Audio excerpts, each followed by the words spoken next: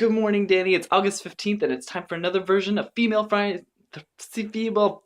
Scientist Friday. One of these days I'm gonna be able to say that correctly. So today's female scientist for this Friday that it is today is Jane Goodall. And if you've never heard of Jane Goodall before, I'm impressed with your level of seclusion. She was born in London, England in 1934 to the very Englishly named parents Margaret and Mortimer. And when Jane was just a child, she was given a very lifelike chimpanzee toy that her family friends thought would scare the bejesus out of her, and probably for good reason. However, the toy would actually spark Jane's love and passion for animals, as the world would soon discover. While working in Africa as a secretary, she decided to call up a Kenyan archaeologist and paleontologist by the name of Louis Leakey. She just wanted to discuss animals with the guy. However, Louis Leakey happened to be looking for a chimpanzee researcher at the time, but he didn't want Jane to know this, so he hired her as a secretary. He then eventually let it known that, hey, Jane, guess what? I actually want you to be a chimpanzee researcher, you know, like your dream job. Jane would then be sent to London to study primate behavior and anatomy. And then she would go on to study in what I'm hoping I'm pronouncing correctly as the Gombe Stream National Park. Louis would then get enough funding for Jane in order to send her to Cambridge University to get her PhD in ethology, which is the study of animal behavior. The thing is, when she went to Cambridge, she didn't have a degree at all, and she was like the 8th person in order to study at Cambridge